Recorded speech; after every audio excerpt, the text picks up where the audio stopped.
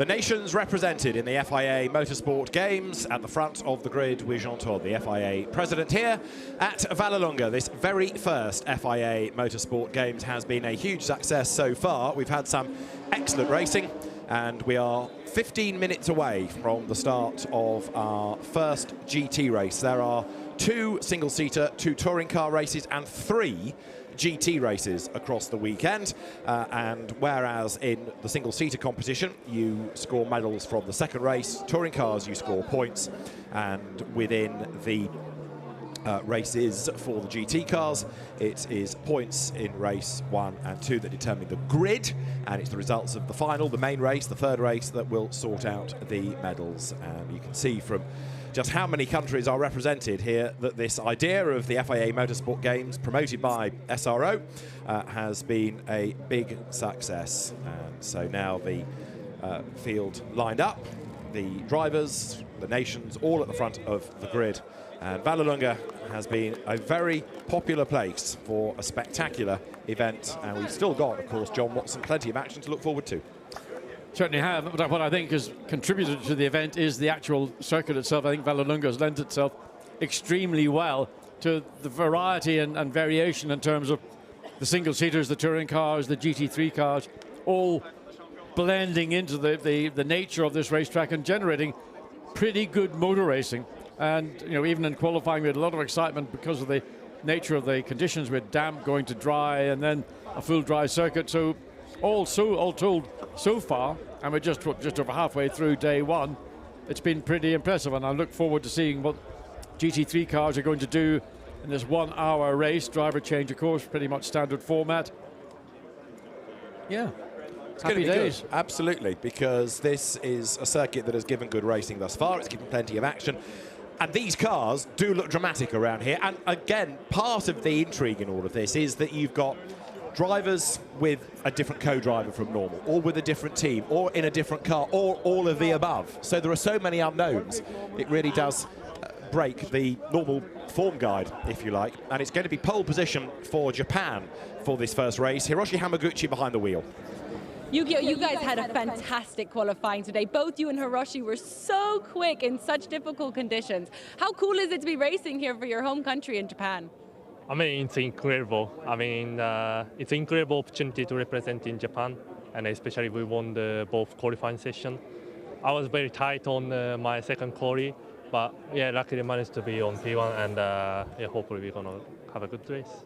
It's going to be a very good race. Now the weather looks like it's changing as the minutes go by. Yeah. Are you worried about that? Are you going to stay calm?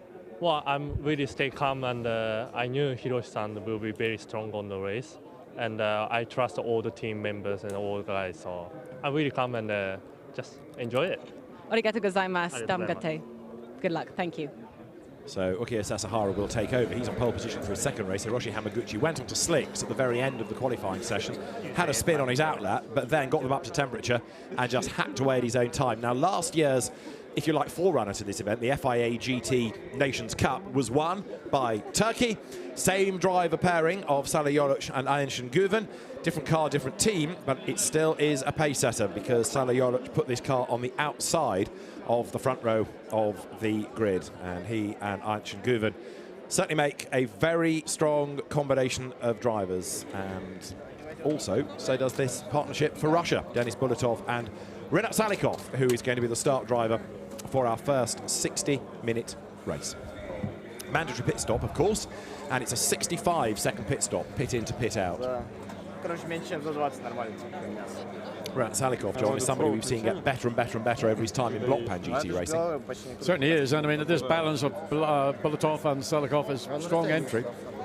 So that car lining up on the inside of row 2. Let's catch up, though, first with Turkey. Another very strong entry from you guys in Turkey. It's going to be a tough race, though. Are you fearing Japan? They were very quick in the qualifying.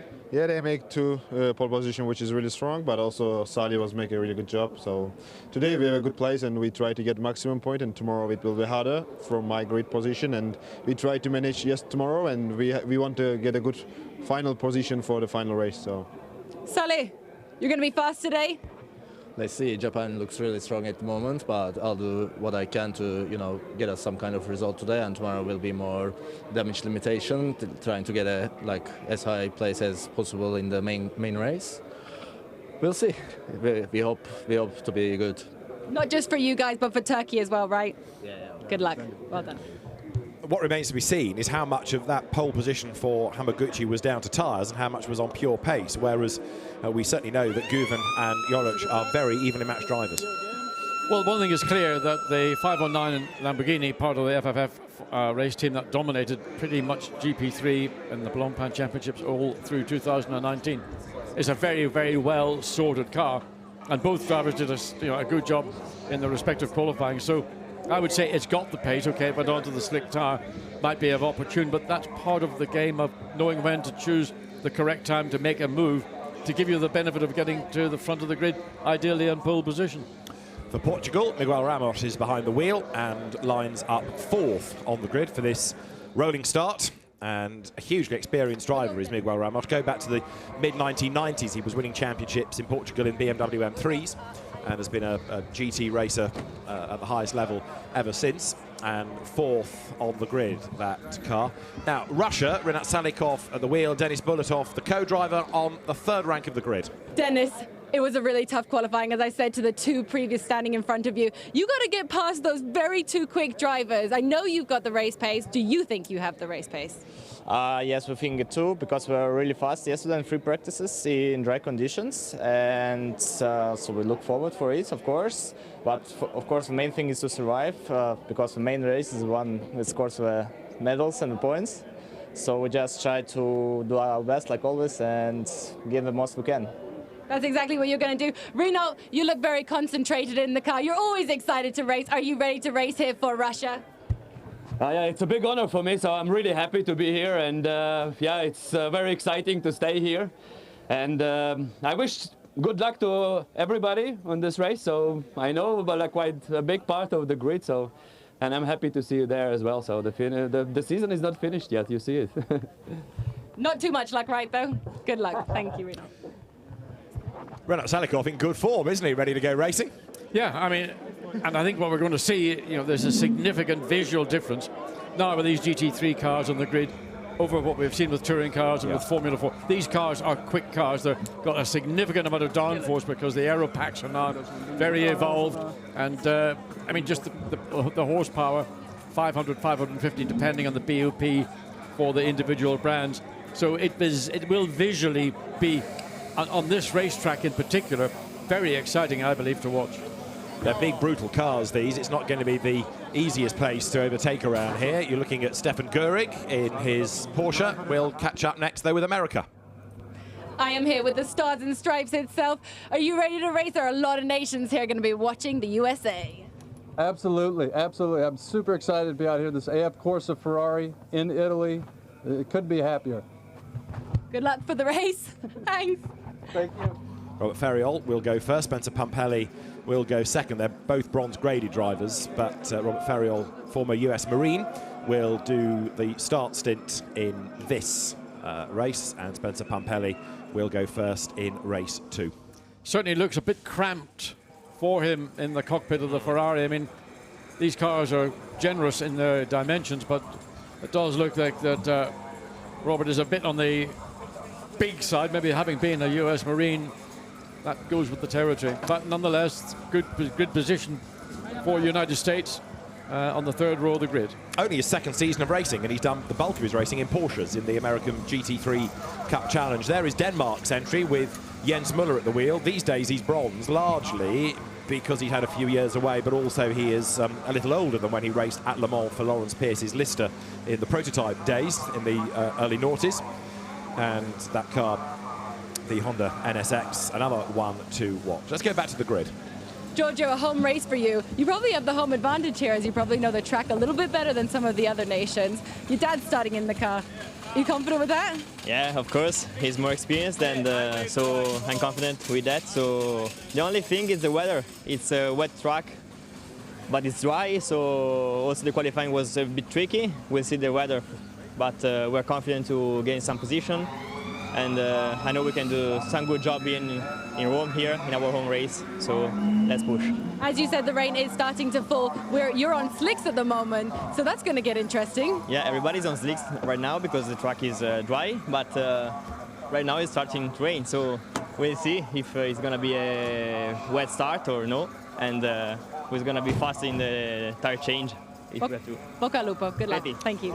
It's been declared a wet race. That puts the emphasis on the teams to change rather than the race officials interrupting the race to let them change. Well, looking at the track conditions right now, it is only a slick tyre track, but in 5 minutes' time that might be a different decision. So the race will be getting underway shortly. Teams will, I mean, they're basically locked into what they've got on the car now, so if it does come down and rain, temperatures dropped down. It was 21 about half an hour ago, down just under 20 to 19 and a half. Humidity around 70%, which has been more or less for the last 2 or 3 hours. No sign of rain, certainly on the camera lenses, but it may well have been just a little localized shower just where the start-finish line is. I'm sure drivers will be conscious of the fact that it could at any time change. Up until that point, they're going to stick with slicks. So the grid is formed. It is going to be, of course, a rolling start, as befits a GT race. There for Australia is one of the many Porsches that we have on the grid. Stephen Grove, who is dad, will go first. This car run by the very successful European team of Herbert Motorsport, run by the Renaults, one of whom is representing Germany. Alfred Renault is on the grid with Stefan Gehrig. We saw his car a little while ago. If you're thinking Stefan Gehrig, not come across him before, well, oft he races under his pseudonym of Edvard Louis Browner. If you follow the Blancpain GT Sports Club, he races in that under his pseudonym. But here, to represent his nation, he has to go under his given name. And there is the Germany team's Porsche. There is Stefan Gehrig behind the wheel of it. And Stefan Gehrig is another driver that's a bit more experienced than perhaps you first give him credit for. He's in quite a bit of the Creventic 24-hour series and is a pretty handy peddler in his own right, driven in the European Le Mans series and also in Carrera Cup Germany. So he knows all about Porsche racing, that is for sure. And he will, in a few moments, like everybody else, set off onto the formation lap. That car lining up 5th on the grid. It's a slightly jumbled grid because of who went onto slicks at the right or the wrong moment. Yeah, I mean, if you get caught out, that's always the way when you get wet to dry racetracks. Sometimes being overly cautious is a penalty. And maybe if there's a little bit of inexperience in one of the two drivers, some of them are bronze and some of them are silver, so that maybe the bronze driver is a bit more tepid about what they would choose to do and conditions that would maybe catch them out. So there you have the car of Robert Ferriol and Spencer Pumpelly. Robert Ferriol, very much a bronze driver. Spencer Pumpelly, he's graded bronze, but he's raced at Le Mans, so he's a cut above your bronze. That's why he starts race 2, which is really for the quicker drivers. For Denmark, Jens Müller is there and good to go. That's another car that's going to be worth watching, and he shares it with Christina Nielsen, very experienced GT racer, very successful Christina in America. Her father also a successful sports car racer and businessman, Lars-Erik Nielsen. For Italy, it's the old man, Gianluca Roda, rather than Giorgio, who will go first. So it's Senior Roda for Italy in the Ferrari, part of the fleet of cars that has come from Maranello, and that one for Italy is, not surprisingly, from AF Corsa, Amato Ferrari's fleet of cars. And of course always a crowd favourite, Ferrari, starting on the second row of the grid and then one further back. So whether they can convert this into a victory, it may well be determined by what happens. There's just the merest hint of a little bit of rain on the lens, on the camera, on the pit, on the grid itself. So what's happening on the windscreen? I haven't seen anybody thinking about switching on a wiper to say that the windscreen needs to be cleared. In fact, most of the rain, the wind pressure when these cars are at speed blows the rain away. Some of them use Rain-X. It's a product that it's like a silicone you put on the windscreen, and the rain doesn't adhere to the windscreen. It just gets blown away by the wind pressure.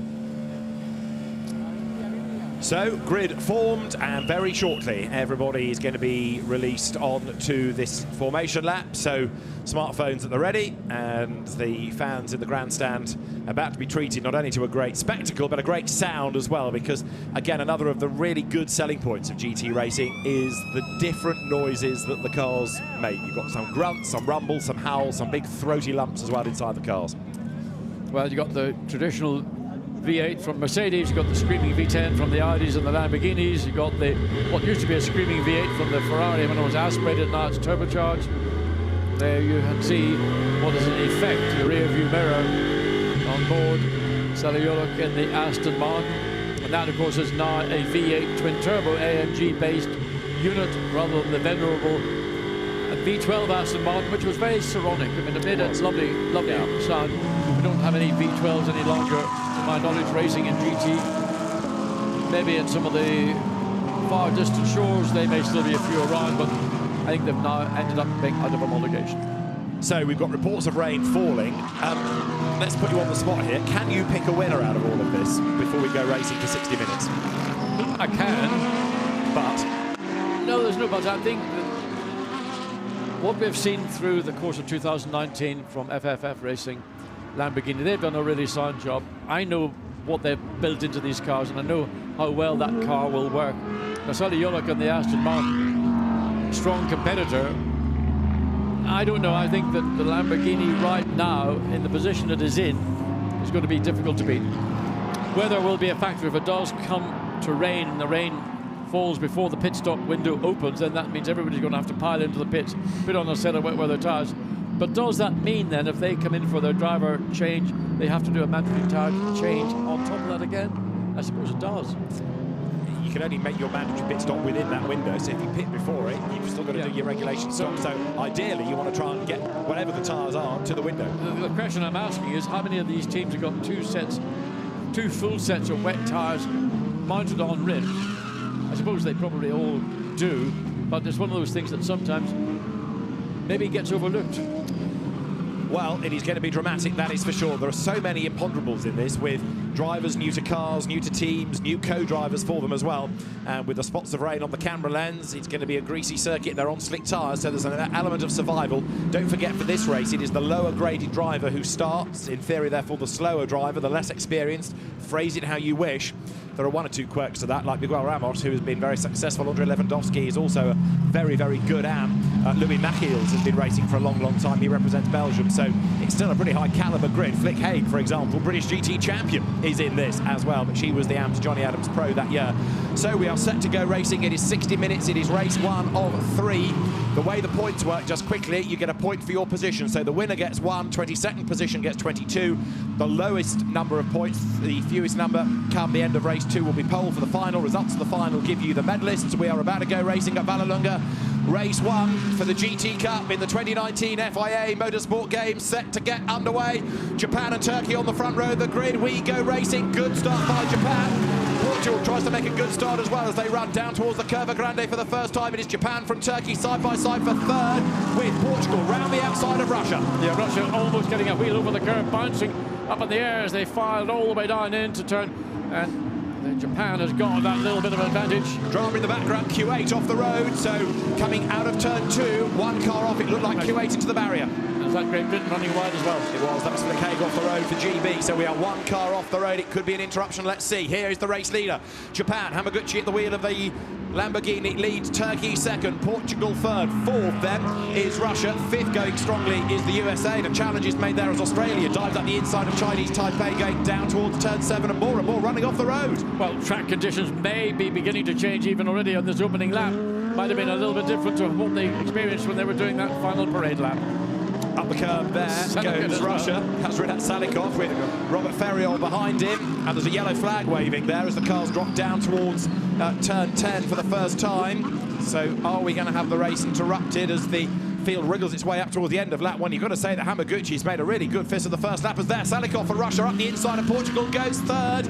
Lead gap has extended, and look, yellows are out, and therefore Salikov has to back out of it. We will go safety car, and some have seen it and some haven't. So some have not seen it, and some of them are diving all over other cars, but they've got to fall back into the positions they were once that yellow flag was displayed. The safety car waiting to pick at the entrance of the pit lane entrance to pick up the lead car, which is of course the 519 Japan Lamborghini, with Hiroshi Hamaguchi behind the wheel, who picked up the best part of a second or more on that opening lap and was pulling comfortably ahead of second place Turkey Aston Martin. So it is for Q8. I was right. It was that car that's off the road, the Optimum Motorsport run car for Q8. And Khalid Al-Murhaf, the man behind the wheel of it, it was coming out of this section where the car speared right off the road. And so the safety car is out. So Japan leads, Turkey leads Portugal at the end of that one. There, you can see a rather crumpled Aston Martin. And the Q8 car is going no further. Yeah, a lot of front-end damage to that car. Superficial, one would hope. But you've got a lot of bodywork there. You've got a lot of the more than superficial. That's the right front suspension. You can see the car has gone off at pretty high speed, hit the barrier, bounced back. But that right front and all around the cooling system, the radiators, front suspension, the sub-assemblies, etc. Long night for Tom Ferrier's men.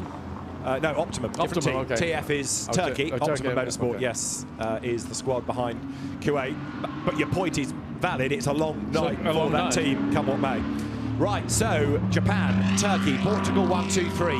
4 Russia, 5 USA, 6 Denmark, 7 Germany, 8 Portugal, 9 Italy, 10 Thailand, Spain 11, China 12, 13 Taipei, 14th Switzerland, 15th Australia, 16th is Malaysia, 17th Belarus, 18th is Hong Kong, 19th is Great Britain, 20th is France, 21st Belgium. Louis Mechils, who we saw, let's look again at the start. So we didn't get to see the lights go out, but here we are, and a great start from the pole sitter. And Renat Salikov in the Russia Ferrari was very, very keen. You see him driving up the inside, coming into turn 3, and he gets 2 wheels up on the curb and just about gets away with it, the bounce. And then it was just here on the exit of turn 3 where it all went wrong for Kuwait. Indeed, so this is on board with Sarayorosh at the start of the race. Through into the lead goes Japan, Hamaguchi at the wheel of the Lamborghini. And down through turn 2. He was out of the throttle, Yolo, going through turn 3 on that opening lap. I don't know whether he felt that the Lamborghini ahead was maybe slowing down. Ended up diving into the pits. So that's the Swiss, or Denmark going, I think, Switzerland. So there is what would remain, well, it's the front end that's been damaged. I just hope that none of the chassis legs, the deformable chassis legs that are a part of all these cars, hasn't been damaged. If that has, then that's a bigger repair. But if it's just principally bodywork and a few of the minor parts, some of the radiators, should be okay. The answer to your question, Switzerland pitted, Christoph Lenz. Now, I wonder, is that a roll of the dice to put it onto wets, thinking the weather's going to worsen, or is it a problem, something more sinister? Has it run over something, for example? Right now, that's not an ideal pace, and outblast the Lamborghini. Well, I mean, that was a bit unnecessary, but there we are. I don't know whether that would get the attention of the stewards. I wonder, has that car rolled independently to the middle of the racetrack? Because there's no other way it could have gone there. Well, yeah. Unless they've dragged it backwards off the grass. Anyway, either way. It just seems a very odd thing to leave a car in the middle of the racetrack when it was well off the racetrack in the first place. Well, we are behind the safety car. Whatever that pit stop was for Switzerland, they'll stay on the lead lap. Yes, they will. But that's the ball competition with that Aston Martin. Can anybody give us an answer as to why the car, which was well off the racetrack, now finds itself in the middle of the racetrack, just off the racing line? There goes Belarus. Talkinitz senior doing race 1. Alexander Talkinitz a senior. And there is Christoph Lenz back at the rear of the pack, but as I say, on the lead lap. So what the pit stop was for, maybe he got over a bit of debris and picked up a puncture. It could be just simply to change a tyre, or it could be to change onto a set of wets, which I would have thought would have been a bit premature, bearing in mind we're not seeing the kind of rain that would request or require you to do that. So there, the Aston has now been craned away.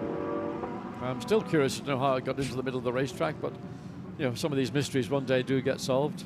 Well, it's thankfully, I was going to say got enough clearance, almost, as it's rattled its way now off the circuit. Now here's the accident. We saw it at the start of the race, and it's Ron coming into shot. Was that a totally self-induced incident? Well, Belgium was the other car near it, so maybe they got together. Don't know, I couldn't really see. There's no obvious damage around the back of the car, so it may just be simply a little bit of inexperience and getting on the gas a bit too aggressively. Just spin up one wheel and that will turn the car around. Well, it's being looked at, but it will only be Louis Machils that needs to be investigated along with Khalid Al-Murhaf, because they were the two at the rear of the grid that may have come together. So track should be clear. We'll get past the incident zone this time, but the safety car hopefully can peel in at the end of this lap, and then the race director, Oliver Grodowski, we'll be able to give the call and get activity back underway. Almost reminiscent of being back at Spa 24. LED headlights blinding everybody and sundry. Absolutely. Because they do have a 6-hour race here. 6 hours of Rome is a regular long-distance race at the Vallelunga circuit. As you look at the Italian entry of Gianluca Roda, who was part of the winning team in that very first Blancpain Endurance Series race all those years ago at Monza in the Auto Orlando Sport Porsche. So the incident, just to confirm, involving 007 is under investigation. It's a good old, of course, Aston Martin number these days. Traditionally, there's 007 works Aston, even though students of Bond novels will tell you that for many of the novels, he drove a Bentley. Only once did he have an Aston in one of Fleming's books. Don't spoil a good story. I'm sorry, John. Don't spoil a good story. Sorry. But he did have a Bentley. In fact, I think it was in From Russia with Love. I remember seeing him, and he had his first time I saw a telephone in a car. That's right. Supposedly, it was period true. Now, 1 or 2 drivers being told they have to give back positions that were gained under the safety car. So Australia, Stephen Grove has to give back a place, and so does Belarus, Alexander Tulkinitsa Senior. Not surprised, because they all got very bunched together coming out of turn 11 and the run up to 12 and 13, and obviously they hadn't seen the yellow flag and they assumed, oh, well, I'm going to get past easily here. So those positions will be required to be given back, whether they do it before the safety car returns to its position or whether they will let the race get underway and allow the drivers then in turn to fall back and give up that position. So when that has happened, I suspect the race director will be content to get the race back underway. It's interesting, isn't it, how there, look, towards midfield, the gaps open up. 1 or 2 have really fallen a long way back. In fact, one of those cars going through is Malaysia's Adrian Da Silva. And Tulkinitsa has done what he's been told to do. He's given back, well, actually 2 positions. Paul Ip has gone past, and so has Britain. Flick Haig's gone past him as well. So not quite sure whether that was quite the plan, but anyway. We're going to have to now have Flick Haig give up back up again. Let's wait and see. But I fear so. For Spain, through there goes the Lamborghini of Alvaro Loera. And the field on currently lap 5. All of this counts within the hour, of course. So the clock ticks on down.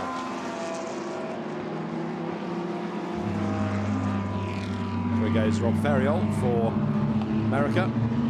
Safety in this lap. I think that means safety car in this lap, but we will be back racing at the end of this lap, so on your toes, everybody. A couple of the cars just operating their wiper, whether they just want to get sure that the windscreen is clear rather than that there is rain falling as the cars come back towards the stadium section.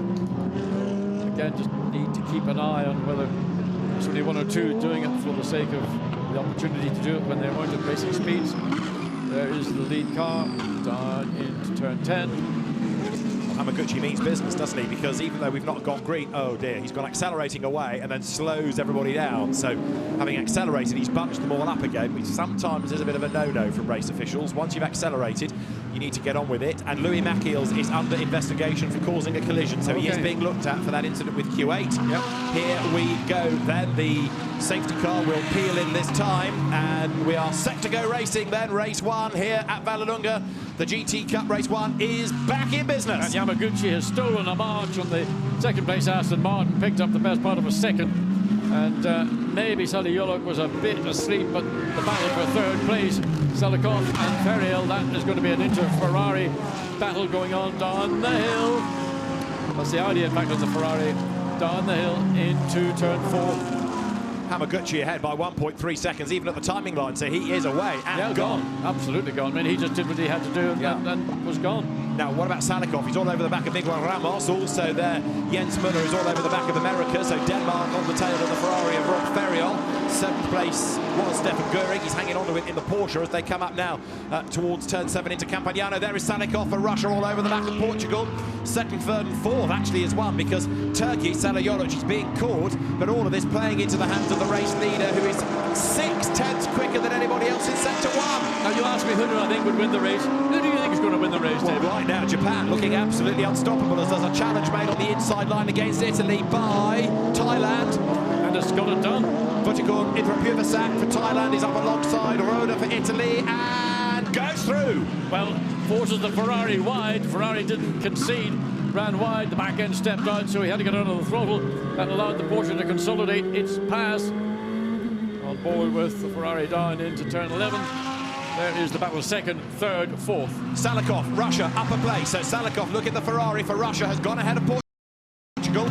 Miguel Ramos drops back, and Renat Salikov straight away unleashed onto the back of Sally Jolic. If anybody is going to challenge Japan, it could be Russia as it goes up the inside. Easy peasy, lemon squeezy. Absolutely no problem. I mean, just carried way more speed. The Aston Martin couldn't get the nose of the car into the apex of the corner, and the Ferrari just turned in, got the nose, got the bite, and through. I think that's the easiest pass you're going to have all day, with a little bit more rain falling on the lenses coming through turn 3. So, 2 places gained in a lap for Russia. Russia has already had a win today in the first touring car race, and now Renat Salikov, with a quick partner in Denis Bulatov, is released onto the tail now of Japan. Let's see what he can do. Look, he's getting away from Turkey. Jolic defending from Portugal. Rest of the field all files through. Italy under attack from Thailand. Vutikord in from Puvasak is doing a really good job here in the Porsche. The very smart grey 911 as there. Ferriol for America keeps Muller at bay for Denmark. And then look behind them, Andrei Lewandowski, the green Lamborghini, the Polish representation, closing up onto the traffic. Trying to get round the long way, but Ramos is going to struggle because the Aston Martin will take track position away from the Audi.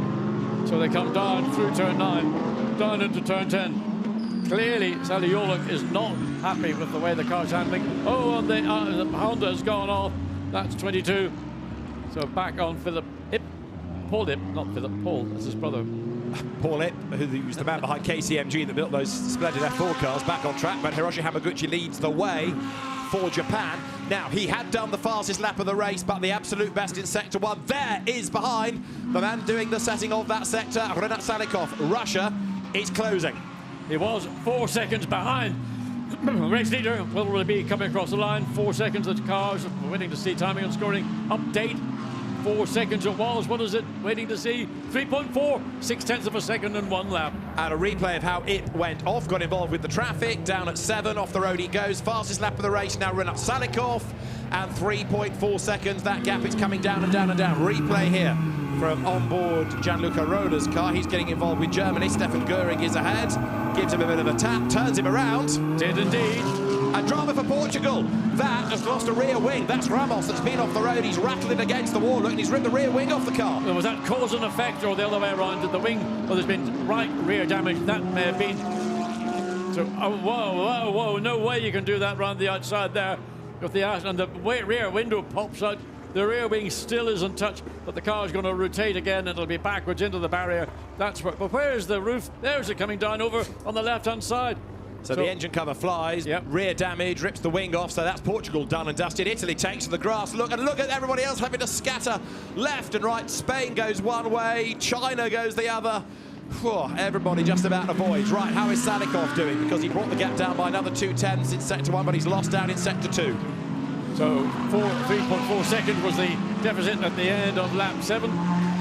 So has Yamaguchi managed to stall out the progress of Salikov, who was closing up too quickly, I would have thought, for the Japanese Hamaguchi to be happy with. Let's see, as there goes Andrei Lewandowski. He was the Pro-Am World Final winner in Lamborghini Super Trofeo last week, and he's up the inside of Rob Ferriol's Ferrari at turn 14, but the American, less experienced driver, hangs on to the place. I don't even know if he knew the Lamborghini was there, to be fair. He just took his line, turned into the corner.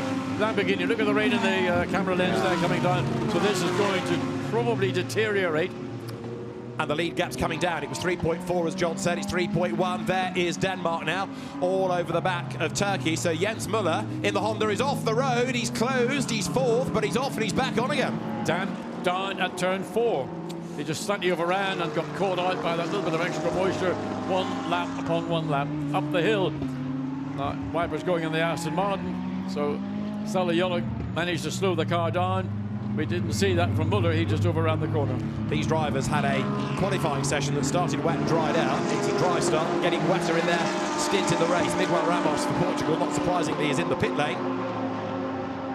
There goes Rob Ferriol, just ahead of Andrei Lewandowski. Then Roda, Germany, incidentally, after being tagged into that spin, dropping down into 12th place as the cars come out of turn 9 then. This is lap 9. Salikov, fastest lap of the race on this lap, slower in sector 1, slower in sector 2 actually. The Ferrari dropping back there. Thailand's Porsche charges into turn 10, but right now conditions getting a bit grim. Yes, it's getting to the stage where there's enough water on the track to make a difference between what the car is capable of doing in terms of cornering and braking.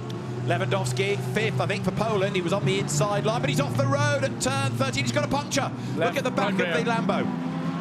He's in the pit lane. Luckily, it's happened just at the point he's going to enter the pit lane, so time loss will be minimised, but it's still time loss. Was that contact? Must have been contact with that right rear. Here is the earlier incident. This is Roda on Göring, Italy on Germany. Bang. Well, if that is a bronze upon bronze, then there'll be a decision for the stewards simply to say, well, was it avoidable? If that had been a pro on a bronze, it would have been an automatic penalty. Now, USA versus Italy. Gianluca Roda, one of the more experienced drivers in the race, gets into the American Ferrari and turns that one out of the way. Well, Robert Farrell, twice now, he's got to a point, he just closes the door. He isn't aware another car's coming down the inside. You need to have that awareness, otherwise that's what's going to occur. You're going to get contact, and on this occasion, got spun round. So Robert Farrell was in 5th place. So America dispatched by Italy, Spain under attack from Thailand. That is the car of the Spaniards, the Lamborghini, that's started by Alvaro Rivera, and it is Fotocordin from Cuvasac crawling all over the back of it. Both making progress, and Roda spins the bite a bit because Italy slides off the road, so he was aggressive in gaining places and he's chucked them all away. Track conditions have changed. Lead gap, nearly 6 seconds. Salikov struggling in the wet right now. Sideways into Cuvasac in the Porsche. Around the outside goes Eric Zhang in the Mercedes. That's a really good pass. Look at the Mercedes. Mercedes just made the track work. Back again, Porsche up the inside. The long way around these corners when the track is beginning to deteriorate frequently. And there's bodywork lying and the entry into turn 12. So it's all going, sweat tires are being prepared, they're being fitted. But that's a long stop. I mean, that's nearly a lap down there, that car. But it is leisurely. In fairness, you're right, it is leisurely. And the pit window is not open, so they're going to have to come back in, so they've lost a lap. Another 6 minutes, so yeah. I would imagine everybody who's running in the top 5 or top 6 will most certainly try and brave it out until the last. There's the Porsche off as well. So again, getting caught out on that little sequence of corners. Australia, Stephen Grove off the road. Into the pit lane has come Adrian De Silva for Malaysia. So I think some are bailing to go on to wets, others trying to brave it out to when the window opens. And right now the wet-footed Hiroshi Hamaguchi leading by 6.3 seconds for Japan. Or is he? Because now he's not. He's down a place. He's run off. That's why he's run off the circuit. Salikov leads for Russia, and Hamaguchi has made a mistake. He's down a second, and he's about to lose another place to Turkey. Absolutely to Turkey. So Salikov has gotten through. There you got the view on board the rain. So this is making difficult. And again, up again. He's gone off twice now. Up at turn 8, and you can see the Aston Martin also really struggling for braking grip, and rain falling now heavily as they come back into the stadium section. So will anybody be brave enough to stay out another 3 minutes or so before the pit lane window opens? Well, Salikov is the new race leader for Russia. That is Malaysia having a tyre change, going on to wets. Adrian De Silva at the wheel of the car. And right now, Salih Yoluch is crawling all over the back of the very experienced Hamaguchi, but he's about to understeer off if he's not careful. Armfuls of understeer at turn 11. And now the Aston rumbles up the inside. Tom Ferrier will be saying, stay out if you can for a couple more laps. The pace is slower. He gains second place. Turkey goes ahead of Japan. So what looked like a dominant advantage, that's Spain off the road. It was 6 seconds, and then Hamaguchi lost the lead on this lap, but he fights back. Look up the inside line. Never going to work. No. Never going to work. But look, crucially, they've stayed out. Yellow flag, safety car for a second time, and that's going to take you to the window pretty much. Absolutely. Well, the car's beached, Spain's car's beached on that curbing. So the safety car is being deployed. That will bring the cars. Also, 87, that's the cars on Jean-Luc Bubalik. Jimmy Plough would have been behind the wheel after the driver changed, so that's a great shame not to see him certainly competing at some level. So stay out now with the safety car, then when you get to the 35 minutes, pop into the pits.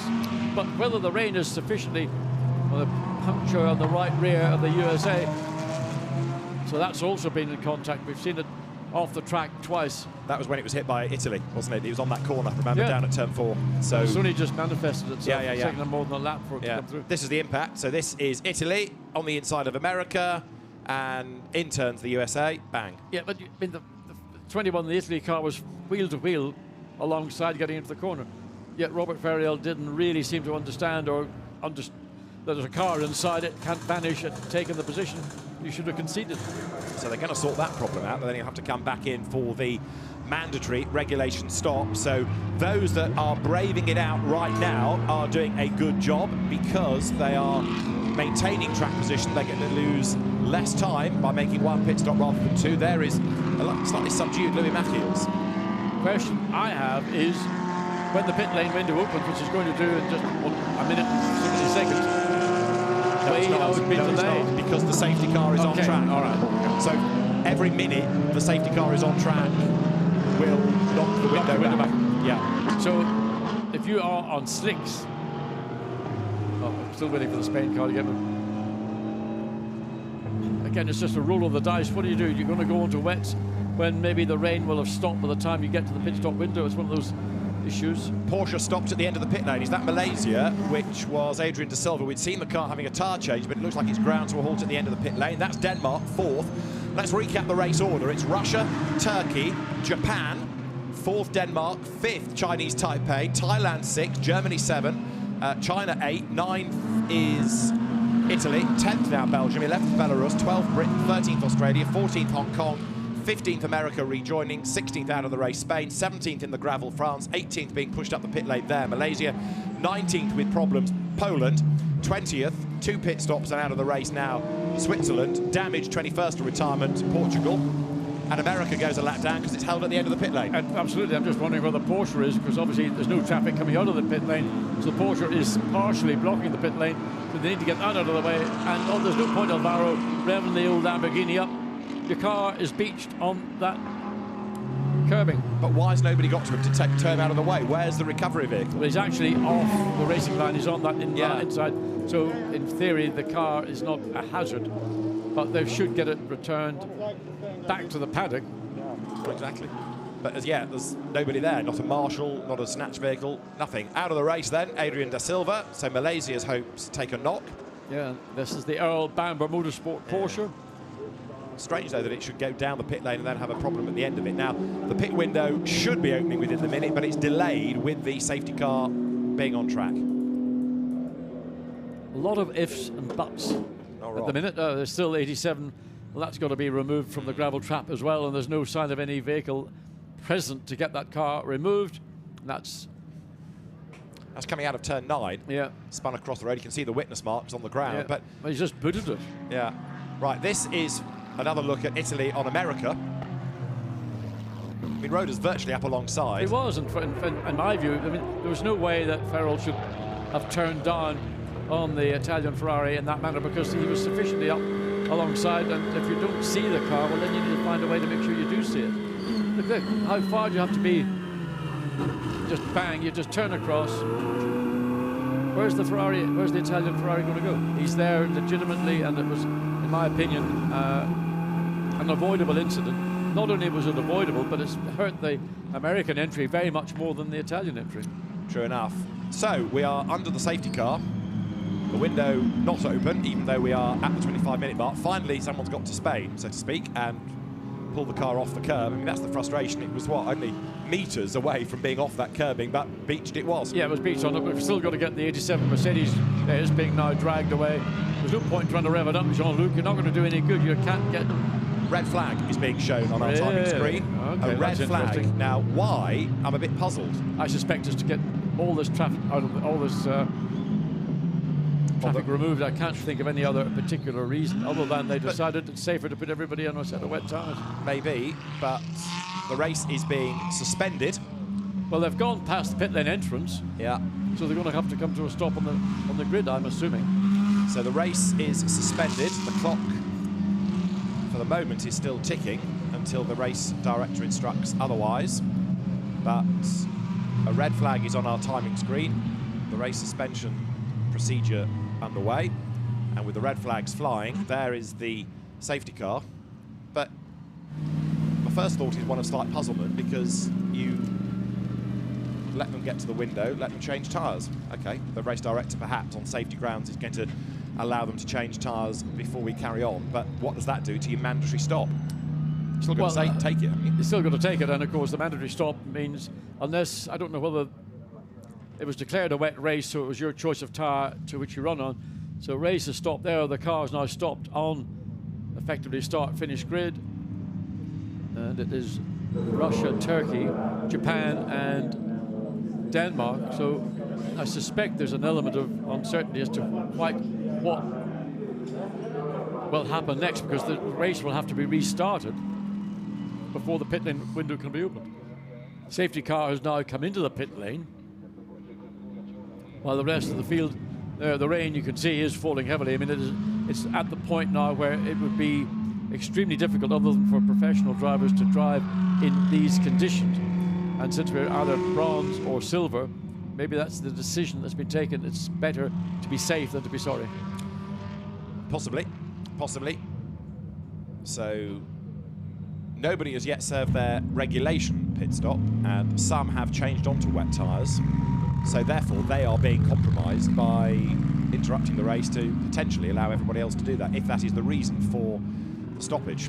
So the cars are now rolling, so they probably will roll around and enter the pit lane as we look at the 888 Ferrari, which is the race leader, even though we're running effectively under red flag conditions at 50 kilometers per hour. So drive around slowly and into the pit lane, I'm assuming, so that everybody will be able to then carry out a wet tyre change, whether it is within, therefore, the mandatory pit stop or not, or whether they will still have to then continue and then go back into the mandatory 5-minute pit stop. 10-minute pit stop, sorry. If competitors are placed in immediate physical danger, or the race director deems circumstances are such that the track cannot be negotiated safely even behind the safety car, the race will be suspended. Should it become necessary to suspend the race director will order red flags to be shown at all marshals posts and the abort lights to be shown at the line. When the signal is given, overtaking is forbidden, the pit exit will be closed, all cars must proceed slowly into the pit lane. The first car to arrive in the pit lane should proceed directly to the pit exit, staying in the fast lane. Other cars should form up behind it. Yeah. So they're not allowed to work on the cars in the pit lane, but if the race has been stopped because of the conditions being deemed possibly to be too hazardous, for want of another choice of word, then if they go back out on the tyres that they've come into the pit lane on, many of them will still be unslicked, and the track then may be wet, even more so than it is now. I can understand what they've done and the reasons behind it, but by making them form up behind the race leader in the pit lane in the fast lane, unless there is another command from race director to say you are permitted now, if the circumstances are such that it would be safer to go onto a set of wet weather tyres than to risk going back out again to do another lap to come in to then carry out your mandatory pit stop. I don't know. Cars may be worked on once they have stopped in the fast lane, but any such work must not impede the resumption of the race. A penalty under Article 16.3 will be imposed on drivers whose car is moved from the fast lane to any other part of the pit lane without permission. And resuming a race will be done as quickly as possible, but from a 5-minute countdown. But I wonder, has the rain stopped a couple of laps ago? It didn't appear to be the case. Looking at that picture, one would have said that looks to me, as they come through turn 9, looks to me like the rain may well have passed through. So you can do your driver change during the red flag, we're being told. So it is at the moment Russia ahead of Turkey, ahead of Japan, then it's Denmark, Thailand and Taipei. So while we've got the red flag, you can put your pro driver in and you can put your wet tyres on. Yes, so Aston Martin, but they've come into the pit lane and they've not stopped on the left lane. Correct. That's where they were meant to stop. But because they're being now permitted to change a driver, but are they allowed to change the tyre as well under the... I thought the cars, the two lead cars, well, there was one lead car because Selikov is down at the end of the pit lane. Yolok has pulled into the Selikov is now the same for Russia, yeah. So they're all doing much the same thing. So Denis Bulatov taking over from Rinat Selikov. So go on to wets and the driver change. It's a real shame that the race has to be affected in this way. Take the point about safety, take the point about bronze drivers, but it does take the interest out of seeing who copes better with the conditions, be it driver or car, and how the team then react in the pit lane accordingly. And the next thing is, how do we get the cars in race order back into the outside line of the pit lane? Because cars are coming in, the Ferrari stop one place, Japan stop somewhere else, some maybe get rolling a little bit quicker than others. Oh, and how is your little, gorgeous little thing, isn't it? The dog's beautiful too. That's a soggy doggy. Yeah. Yes. Now, what's going on at Rinaldi for Russia? Because the car has not yet been released. Fired up. No, it's still on the jacks, isn't it? It's not been dropped down. So what's going on with pointing?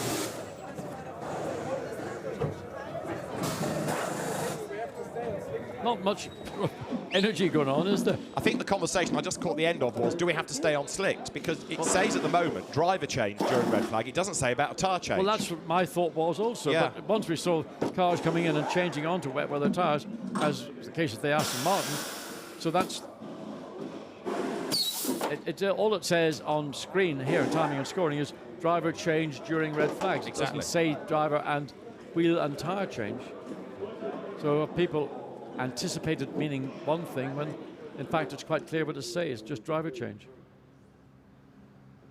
And that again was kind of the point I was getting to. Yeah. If you do a driver change and you put everybody else out on a new driver on a set of slicks on a racetrack which he's not driven on, that's even a bigger risk in my view. If you don't let them change tyres, hypothetically, you've still got to bring them round under the safety car and then let them pit, which was the situation we were in the first place.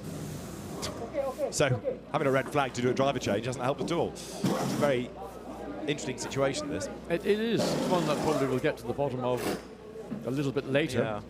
Right, it's 6 minutes past 3. Cars must be ready by 15:10. So you've got 3.5 minutes to do whatever you think you're allowed to do and get them at the end of the pit lane. Well, a couple of chicken legs which we're going to treat, I tell you right now. Right, wets for Russia, is that? It is. So they've done the tyre change, rightly or wrongly. So was the Aston, so was the Turkey. Yeah. Solid yellow. I don't know Hamaguchi, we didn't see what tyre they put on. One would assume that that would have gone on to wets as well, but I don't know. I mean, it depends who is reading. Each team will be reading the rule book. They'll be looking at the timing and scoring and trying to work out. Now we understand that although the screen is saying driver change, it is driver and tyres. So well, that makes sense. I mean, that's the logical thing to do. Yeah. Because if you're going to do a driver change, it would be unfair to throw that driver out on a track which was very marginal at best. Probably the reason why the red flag was thrown in the first place, and expect them to go out and do a lap and not get caught out. So the safety car is there ready because it will be a safety car restart. And the clock is ticking down, 25 minutes to go. There is Spain back in the pit lane. Wiper adjustments might make it work. And that car lost 2 laps by being stranded on the curb. Bravo. Put the wiper on. See if that works. It's not getting through the message, is it? The Lazarus team that we've seen regularly in international GT racing operating that car this weekend. So, assuming, as another damp dog goes for a stroll. Well, let's hope that is outside the confines of the racetrack and not inside. Well, he's out for a Sunday afternoon stroll, having a little sniff around. He's not looking for truffles, I can assure you of that. It's true. It's a long time since Rover's raced here. The Spanish-run Lamborghini then from the Lazarus team, 2 laps down. Assuming that the order is what it should be, it will be Russia, Turkey, Japan, Denmark, Thailand, Taipei. More dog spotting.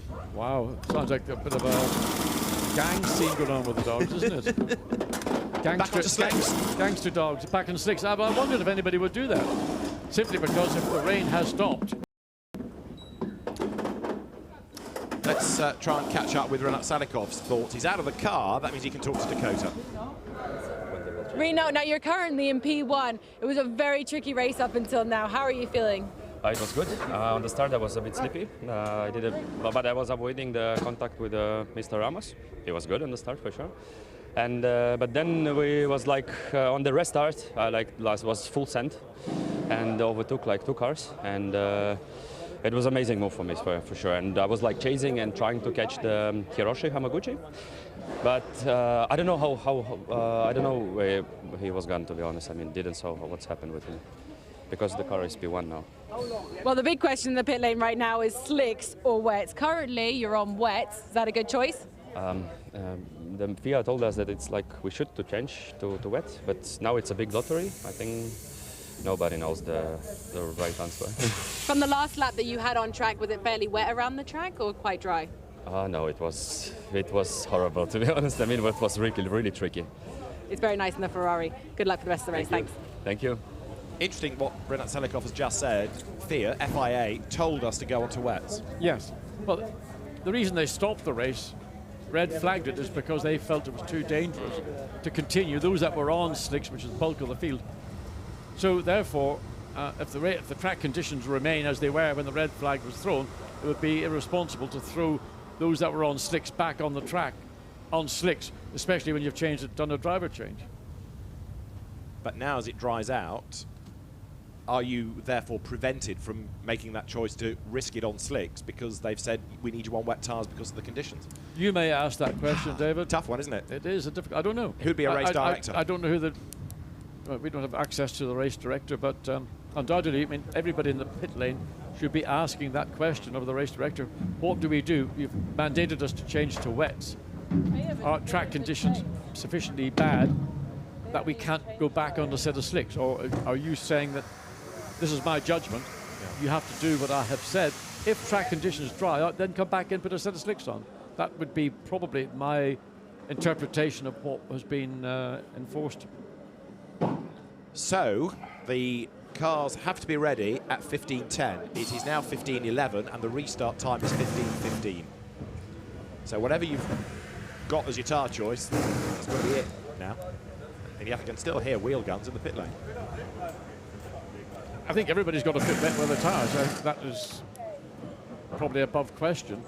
The question that will then remain is if you go out and on your out lap and wonder if then the conditions are going to, the rain has stopped, and how long will it take? We can't really see, is that a slick or not? Oh, that's... there is confusion. Yeah, the Great Britain car, we understand, is on slick tyres now.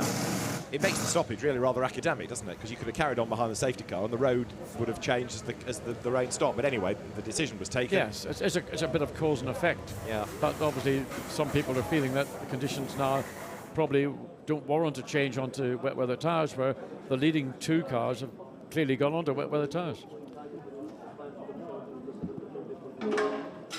Now, the cars have to be ready by now. So, presumably, whatever Russia has chosen, or however it has interpreted the rules, it's got to live with that, and that could be compromised. It will be compromised. I mean, obviously, they'll have an initial advantage because track conditions are still on the damp, wet side. So they will have grip where those on slicks will be slip, slop, sliding around. But they're not going to make up the length of time that it would take to make a pit stop, do a wheel tyre change, and get back out without conceding position. So has this decision had a bearing on the ultimate outcome of a 1-hour race? There's the Turkey car on wets. So it's Turkey and Russia, we think, only on wets. Yeah. So Jean-Luc Bublik, he's going to be handing over to Jimmy Pla. Assuming that it is a slick tyre, very difficult to tell. You need to get down and the camera right into the treads. If you're a good team manager, you'll be up to race control now with your rule book, saying, we have done what you have told us, they have not. And then the debate can start. So, unfortunately for the race director, safety car to the pit window and having to delay that was really the perfect storm. Something like that. The only thing is, haven't got George Clooney in the movie, have we?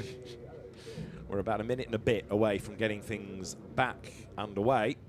Have we?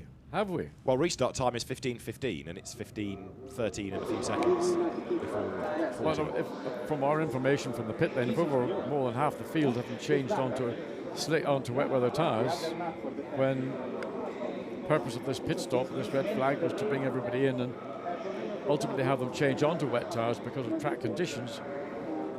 So So that's Taipei on wet tyres. So that's 3 teams that we've spotted. Russia, Turkey and Taipei are all on the wet tyres, everybody else on slicks. So if the officials say you must come in and change tyres, and that's what they have done, those that have gone back on slicks, you would argue, are in the wrong. Yes, and there you can see the wet weather tyre on the Ferrari. Those grooved edges that were clear, whatever the water on the track is, and I don't know. I know what Zelikov said when he came in. It was very tricky towards the end. It doesn't look, to me, looking at the pit straight, to be particularly tricky. It may be something you have to take into account, but that there looks eminently drivable on a set of slicks.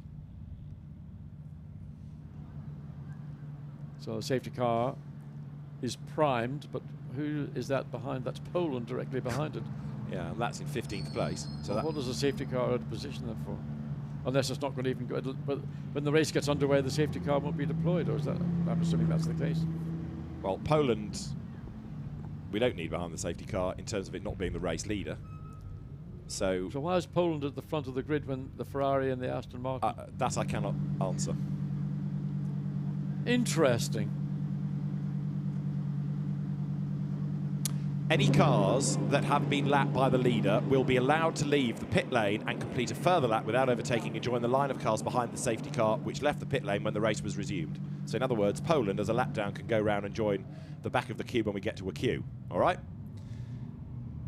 When the 1 minute signal is shown, engines should start. Teams must leave the fast lane. Race will resume behind the safety car after 1 lap. So we need the cars in order, and if you are a lap down, then you can go round and join the back of the queue. I can understand that. So they just catch up to the back of the train. Yeah, it gives you 1 of your laps back. Yeah, which I think helps Poland more than it would help Spain or France, for example. So now we've got first, second, and third in line as they are in position in the race order. So next up would be Denmark's Honda, number 11. Yeah. That was Muller behind the wheel, so that'll now be Christina Nielsen. Well, that's a nice thing to do to Christina, give her a car in different conditions on a set of tyres she hasn't maybe run on since goodness knows what time it was this morning. Then it's going to be Thailand 5th, so what was Vutikorn Intra Puvasak will now become his co-driver for Team Thailand in the dynamic Motorsport Run 911, and so that means it will be Kandati Kusiri, who's driven in the Porsche Super Cup this year, as well as being TCR Asia champion a couple of years ago. So how fast is Janos and the Poland Lamborghini going to have to go to catch up to the tail of the field without falling off? Depends if he's allowed to do his lap before the field is released, doesn't it? I mean, to come back into the pit lane then? Yeah, and join the rear of the queue. Okay. Yeah. I'd assumed that they'd release him, then the safety car would pick up the race leader. Possibly, that's yes. What I had assumed. I don't know whether that's... Well, yeah, right. If that is the case, very fast he's going to have to be. But Janos, ex-GP3 racer, serious driver. It's also interesting to see how much time we're going to get in, because the clock for the hour of the race has only got 15 minutes left. We've spent most of it in the pit lane under this red flag. Time might be added on at the discretion of the race director, but at the moment, we're 3 minutes late getting things underway. The land of the rising sun.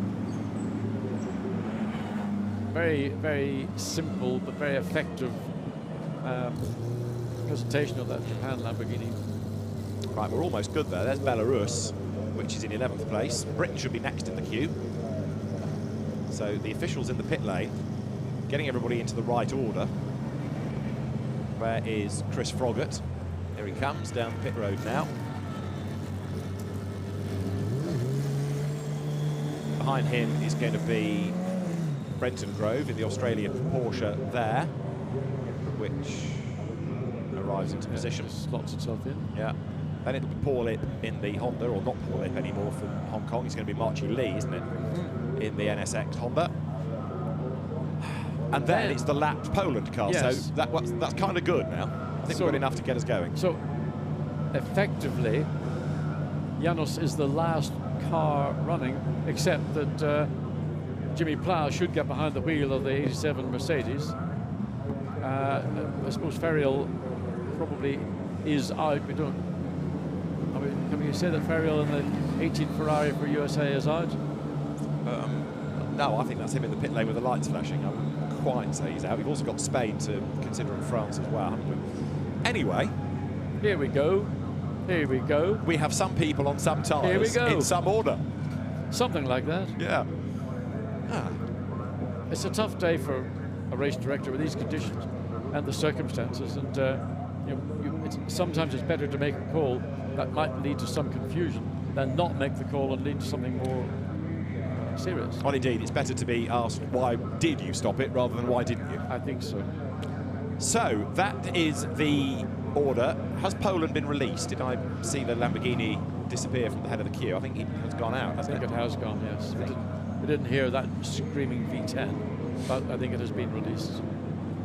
Oh, is it no, sorry, I tell you what, I'm still hidden there. behind the safety car, or in front of the safety car. Yeah. So, Artur Janosch awaits signal. Right, we are under safety car conditions now. Look, the lights are flashing. So, technically, I think the race is back on. Somebody needs to tell Janosch when he's allowed to move, because the safety car can't move until the Poland Lamborghini moves. And we've just got over 12 minutes to go. Yeah. Now, you asked me who I thought would win this race. I don't think anyone could have predicted where we are right now. No, I agree. You could have done possibly, David, but listening to me. I don't work that way. The confusion over whether people could or couldn't change tyres is also going to be fascinating, because if you've done it right and been to the word of the race director and gone onto your wet tyres, then you're going to be in real strife on a road that's drying out. Absolutely. And I mean, those three teams will be probably very unhappy if that's what causes them to lose any of the podium positions that they are currently inheriting. So again, you suggest therefore that it's advantage Japan, because that we think is on slicks. There is Spain in the background in the slow lane of the pit lane. Right, so the yellow flag is there. That means that, technically speaking, the race is back on, but why are the cars not being released? The safety car boards are there. Maybe they're waiting for it to rain again. Yeah, possibly. The short answer is none of us know.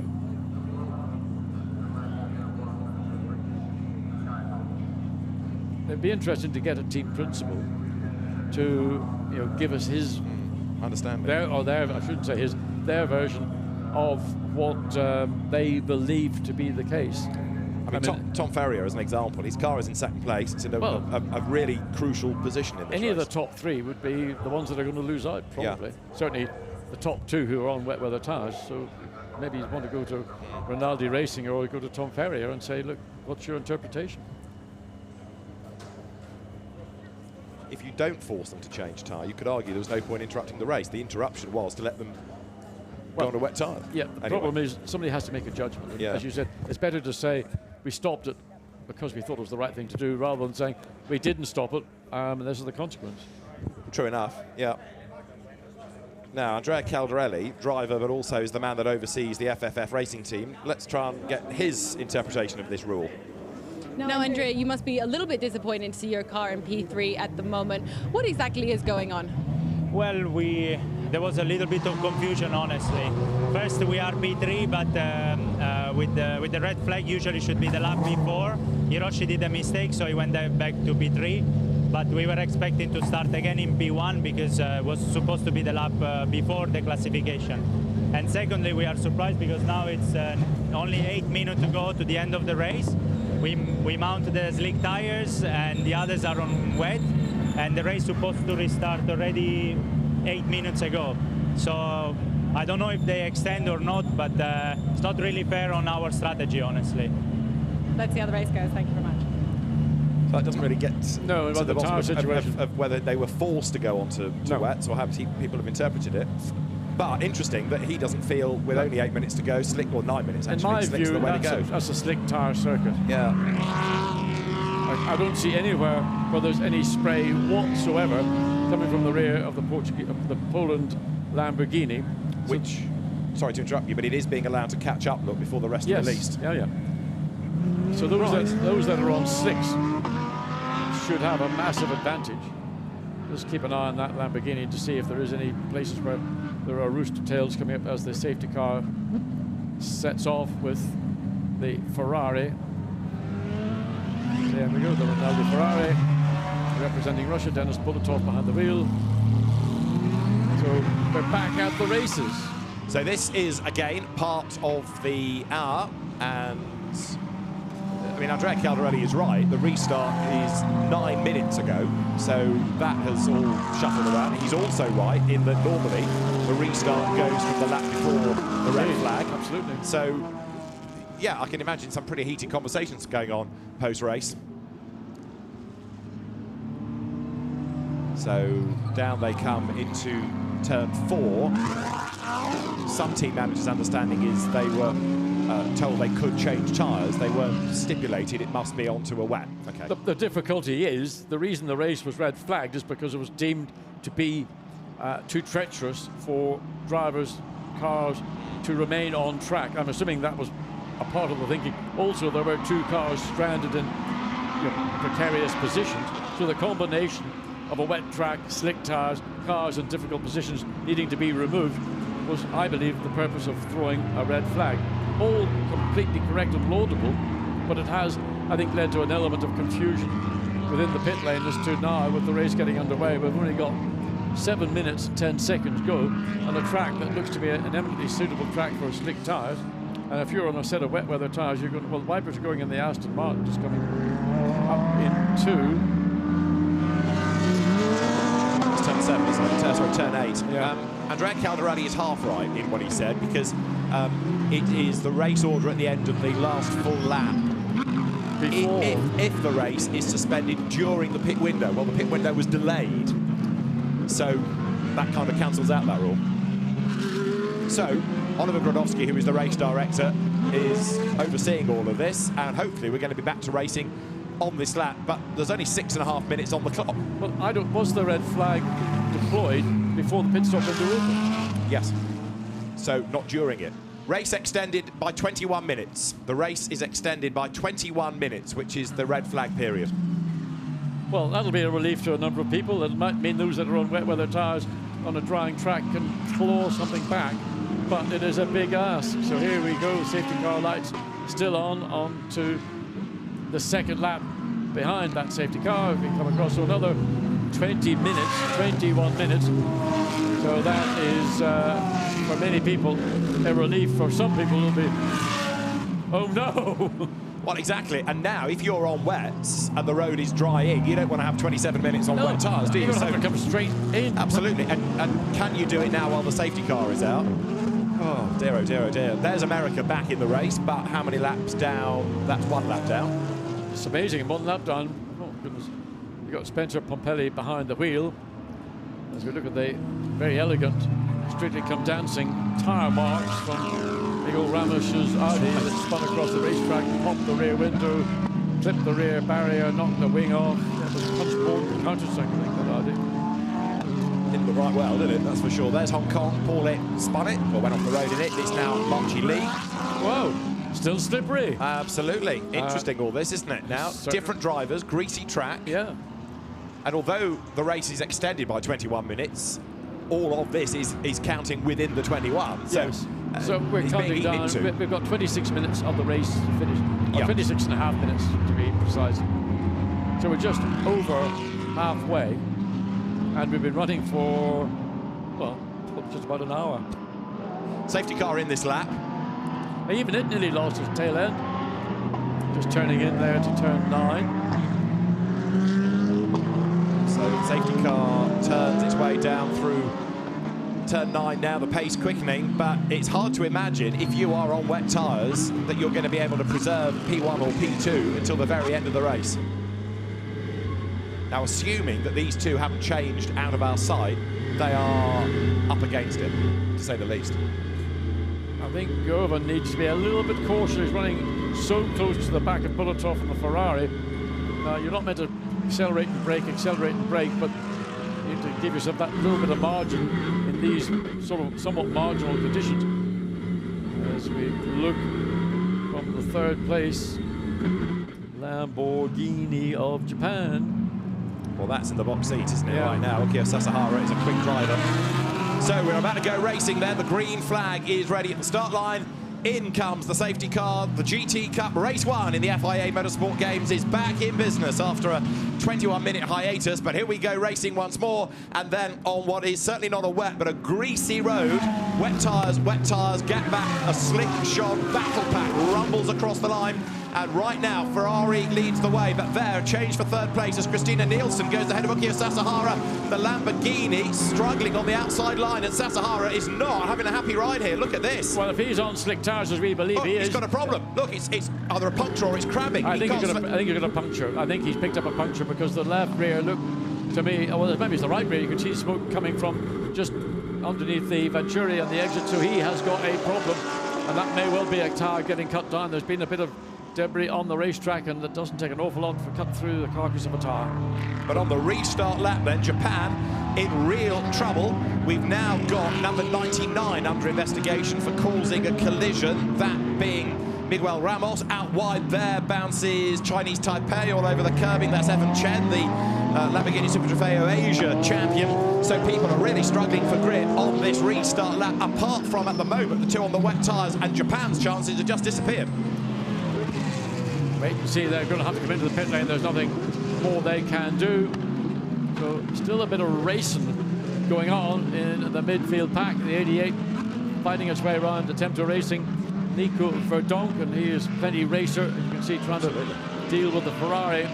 Verdonk's doing a good job for Belgium, isn't he? He goes ahead of Giorgio Roda for Italy, so Verdonk is charging here. Absolutely, so Verdonk is just trying to defend, and he's managed to do so. Now we're looking at the China Mercedes just directly up ahead of him, so Nico Verdonk, you'd imagine, would be in that group of cars the driver that's most likely to be able to take some advantage of these difficult conditions. Right, so end of the lap, it's Russia ahead of Turkey, then a gap back to up into third place now Thailand. So Kandidi Kusiri is up into third, fourth is Denmark, fifth is Germany, sixth is Taipei. The Aston for Turkey got up on the curb in turn 3 and just got away with it, and the curbs are very wet. The racetrack is certainly very slick. Drive-through for Italy for causing a collision, so that's against America, despite what we were looking at. Well, I'm surprised at that. And there's the right rear, and there's no tyre left, it's just running on the rim. So where did that occur? We didn't see any reason.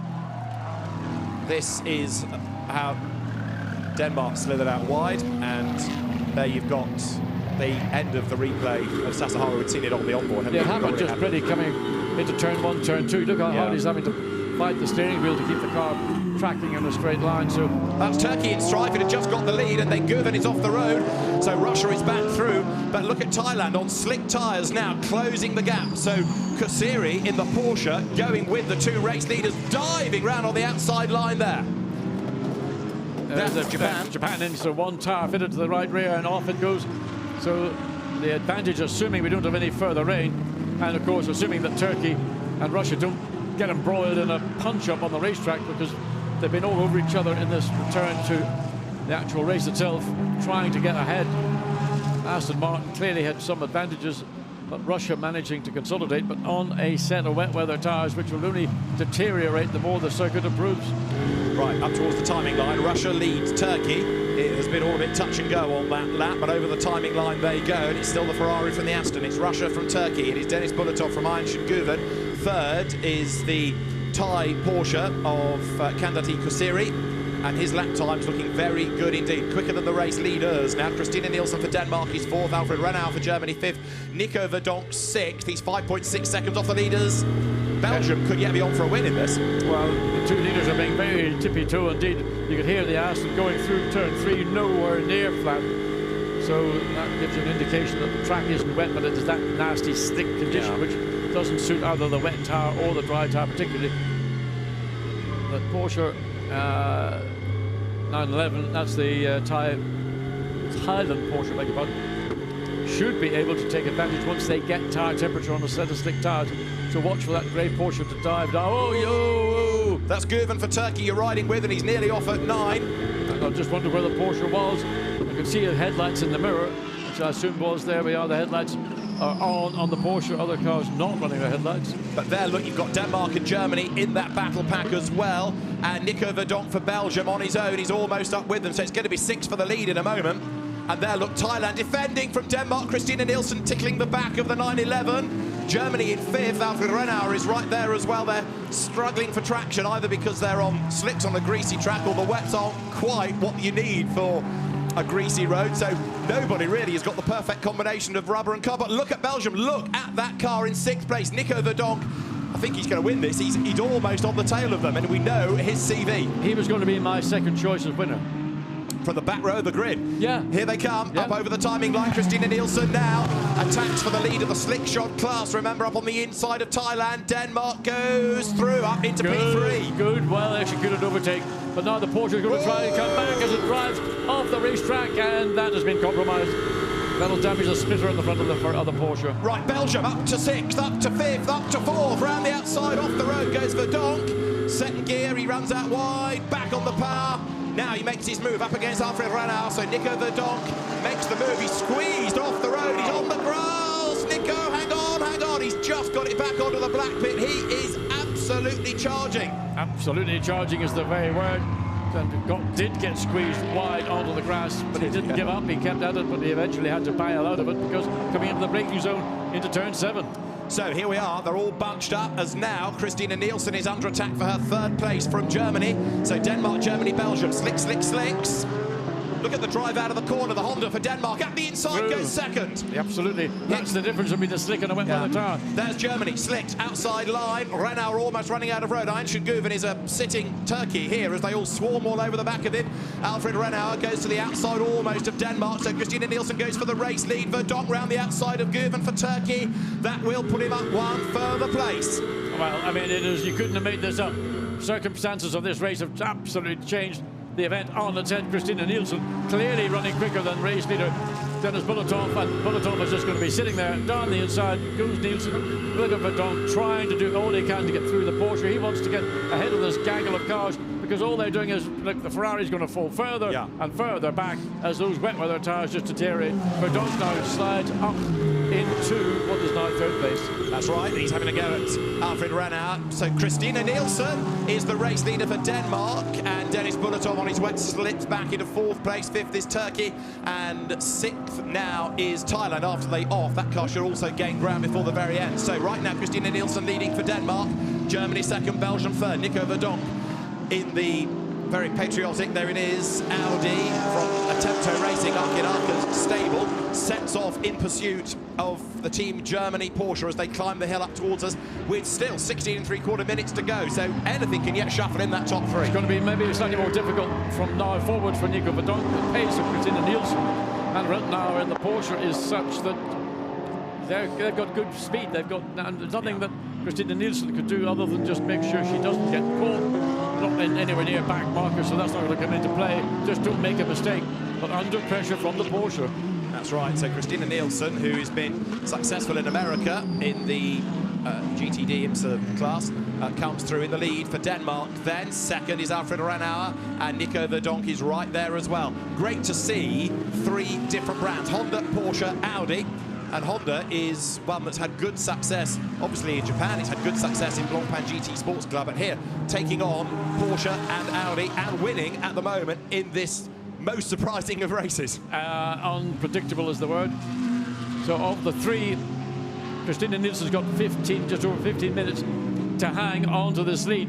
Getting pressure from the Porsche. Nico Verdonk might be, of all the 3 drivers, the most experienced, put it that way.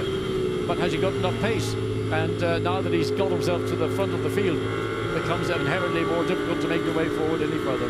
Right, this is the view from on board of the Audi. There is Germany looking to the inside line. Can't do it down at turn 4 at Chimini 1, and that means that Belgian driver Nico Verdonk closes up Alfred Renauer, who runs the Herbert Motorsport team. His brother Robert Renauer accelerates now, then up towards turn 5. Through the kink, up towards Campagnano.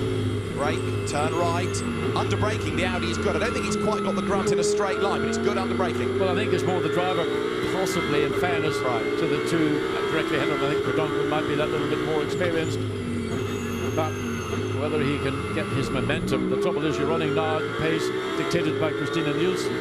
which is a strong pace, is strong enough to preclude the Porsche from finding a way through. So his pace is dictated by that of the two cars directly ahead. Again, closing up under braking, look, but he's not staying on the back of the Porsche. He's perhaps just biding his time, 14.5 minutes to go, but through this twin limit, they all concertina right there. They are as one, but then the gaps stretch out again. Nielsen here having to go defensive, straight away moving to the inside of the road through this tricky 12-13 sequence, and here it's 3 for the lead.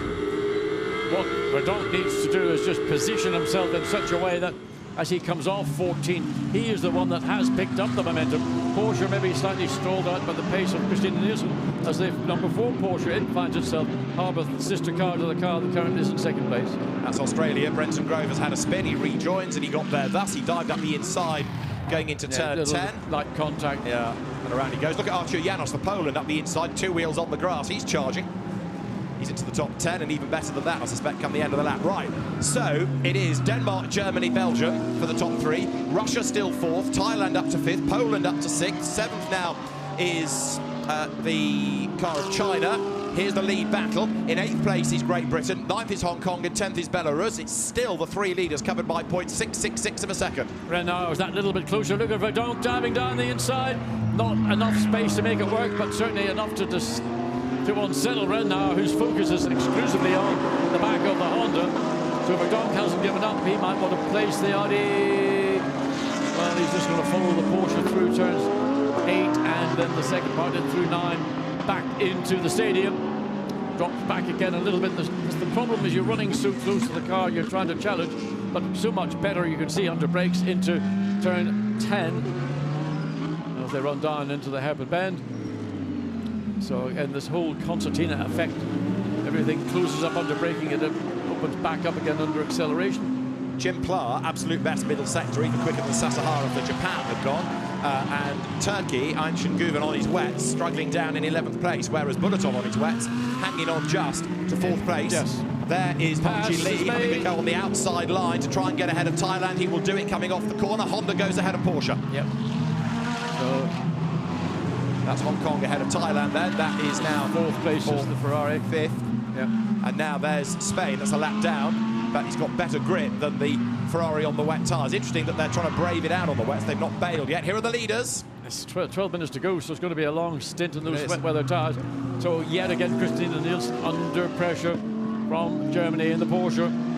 So up the hill through the flick to the left, and this is going to be the best chance we've seen yet for the Porsche, maybe to take the lead from the Dane in the Honda. Now Chinese Taipei into the pit lane, possibly to change onto better tyres, as Germany dives to the inside of Denmark but can't find a way through. A bit late. Yeah. To get that done, you needed to be maybe slightly better prepared. He left it very late. It was a late lunch. It was never going to happen. Nico Verdonk was sitting there watching, waiting to see what was the outcome of that attempted overtake, and he just has to sit there and be patient. Remember, Taipei was another nation that started on this restart on wet tyres. So into the pits now as there Germany goes out wide. Is this Belgium's chance to have a go? Not quite. Nico Verdonk's pace was good on the restart, but he's got a bit stuck. And fair play to Christina Nielsen because she is soaking up the pressure here, hanging onto the race lead for Denmark. Doing a good job, but Porsche certainly all over the Honda going into turn 13, but trying to get up the inside, but put him on the outside of the circuit, very dirty with loads of rubber being. Verdonk, what's he going to try and do? Again, just he needs now to get on it hard and drive that Audi off turn 14, but that's what Porsche's doing. And the pace is being dictated by Christina Nielsen, who is doing a great job absorbing the pressure from the Porsche and to a certain degree from the Audi. In third place that you're riding on board with now, Nico Verdonk, Belgium is the nation, and he's dropped back a little bit here. Is that to get him some clear air? Is that to give the tyres a breather down towards turn 4? The two ahead look like they're on the limit, but Christina Nielsen's line pretty much being matched by the Porsche. Renault is still unable to find a way through. He's got good exit speed coming out of the corner there, coming out of turn 5. He's going to have a look again coming up into turn 7. Yeah. He's just beginning to move out. Will he get up alongside? He's done it this time. Watch for Verdonk trying to slip through as well. So Christina Nielsen's had to pressure that Porsche was providing, that Germany was putting on Denmark was just more than was possible. So Verdonk's got to get on with this because he can't afford to be stuck there while Germany drives away. Well, he's got rid of, or in effect, part of the log jam that was preventing Verdonk making any further progress has gotten ahead of Christina Nielsen. So now we'll see what Verdonk, will he make short shift of the Dane in the Honda and then try and get back onto the tail of the Porsche. The Porsche now it's got clear air, can run at its own natural pace, which will, in theory, draw it away from the second place Honda. Christina Nielsen not giving any opportunity. The Porsche made heavy weather of getting past, took many laps, so it's not going to be a walk in the park for Verdonk either, because Renault is a very handy driver. Here's Verdonk's chance. Is he going to have a go on the inside at 14? He's a bit far back. He might try and force a mistake out of the Honda. Christina Nielsen defends well. It's all about the exit out of turn 14. And by coming up the inside like that, and Christina Nielsen it was her corner, she could take the line she wanted. His best chance initially was going to be coming down the hill, and everybody's having to tap out of it. Bodywork. Look at Renault, he's away. 2 seconds clear already, and he's gone. So Verdonk stuffed. That's the pace. That's the natural pace. Jim Pla has done the fastest lap of the race. He hit the back of Belgium into the back of Denmark. France is the fastest nation on track, but he's 2 laps down. Up the hill, watch for Verdonk. He's going to try and do what we saw a lap and a bit ago. The Porsche do, and that's Chinese Taipei. Just had a pit stop and he's out of the race, effectively with a problem. So there is Germany leading the way. Gap back. Denmark second, Belgium third, and coming then through turn 7 in 4th place now is Poland. But still, Belgium absolutely stuck behind that Honda, just as Renault for Germany was for lap after lap. And there, Thailand into the pit lane. Just interestingly, looking down the field, Jimmy Pla, 17th position, fastest race lap, 134.4, running 2 to 3 seconds a lap quicker than the leading cars are doing. Yeah, 2 laps down though, so no, absolutely. That's the big shame for him after Bowley put it in the gravel. And here is the effort. Yes, it is. And the inside door open. Go, go, go. Acceleration off, turn 11. No, can't do it. Verdonk didn't have the drive out of the corner. Too tight a line, couldn't get the power on early enough. The wider line for Christina Nielsen allowed her to get the power on. But look at the pressure now that's going on directly behind. Well, that's Niederhauser who's a lap down as well.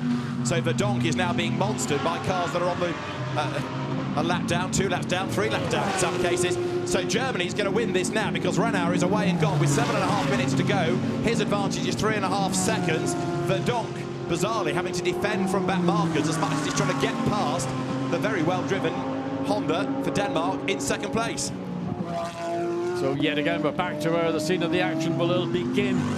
So on the climb out of turn 5, up the hill, then into the big braking zone into turn 7. So not close enough behind, but in danger for the Swiss Lamborghini to try and get up and become a player in a race that isn't anything to do with him. Niederhauser is 3 laps down for Switzerland, and Nico Verdonk again has a look on the inside of the Honda as much as he's trying to defend from that Lamborghini. He doesn't want that between him and Denmark because then he's got no chance of getting past the Honda. Absolutely not. I mean, and sometimes you wonder what's the point of a car that's so far behind to become involved in a battle that's not his race and could have a bearing on the outcome of the final podium positions. Niederhauser is 3 laps down for Switzerland. Pla is 2 laps down. There is Belarus on the outside line of Hong Kong. This is a genuine fight. That's 6th and 7th. Marchi Lee versus Alexander Tulkin. It's a junior. Chris Froggatt for the UK, by the way, is up into 5th place. So Team GB has had a really good restart here, as there again Verdonk almost gets up the inside at turn 11 but can't do it, and nor does he get the drive off the corner. And Jimmy Pla, 4th of those cars, and the Mercedes the quickest car on the racetrack by a country mile. And even then with that extra pace now that he's caught behind 3 other cars, his pace is being dictated by that. So Verdonk has to go defensive to stop. Whoa, Niederhauser trying to go the long way around, has to concede. But Jimmy Pla sitting back watching all this and thinking, do I want to get engaged in this or do I want to get engaged? So the gap widens 2nd to 3rd, and the gap widens 1st to 2nd as well. 4.4 seconds away now is Alfred Renault. There through goes 2nd and 3rd, followed by 18th, followed by 16th. That's the order. 5 minutes and a bit remaining. So we're on lap 26. It's been a long race, an hour race that's lasted an hour and best part of 20 plus minutes. Yeah. Again, Verdonk having a look to try and get past Nielsen, but to no avail. 5.5 minutes remain as the cars storm up the hill. So Jim Pla, whose car lost 2 laps by being in the gravel, courtesy of Jean-Luc Bobelic, tries to find a way past Patrick Niederhauser. That is the Evan Chen-driven Lamborghini heading for Chinese Taipei down the pit road again after a troubled race. So that's out of it completely now, as we have 5 minutes and change on the clock, and still Nico Verdonk is stuck behind Christina Nielsen, who is defending brilliantly. Never really put a wheel wrong all through the period since this race got back underway, and she's had pressure aplenty. But Nico Verdonk isn't able to close down into this through turn 10. down into turn 11. If Christina Nielsen can use the defensive line, she didn't even need to use it that time. It's a question of who can get on the throttle a little bit earlier. Jimmy Pla now trying to find a way past Patrick Niederhauser in the Lamborghini for Switzerland. And then out of the race, but providing an amusing distraction. You can see the dry line now pretty much there. That's the racing line as well as the dry line. I mean, Niederhauser is being lapped by Pla effectively because he's a lap adrift of him. Through goes Alfred Renauer with this lead building all the time. Ukio Sasahara has just done an absolute best in the first sector for Japan, so he might get the fastest lap of the race back here. Through goes Denmark second, Belgium third, Switzerland 18th, France 16th as they go through the Curva Grande once more with 4 minutes on the clock. Verdonk hugely frustrated here. The fact the car is heading for the podium from the back row of the grid is impressive, but had he been able to get past the Porsche rather than the Porsche get past the Honda, it could have been a different scenario. So there is Renauer for Germany, doing a very good job indeed, building this gap up front, and Verdonk is running out of ideas.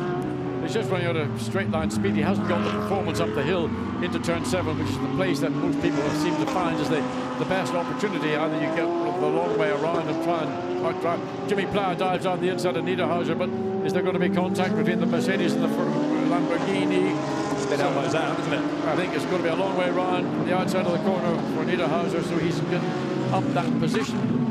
So that was a momentary relief for Verdonk, but now Jimmy Pla and the Mercedes by far the quickest car on the racetrack. Either you let him go, let him clear, and then just take all the pressure off, or focus on what you've got ahead of you and let Jimmy Pla work his own plans out.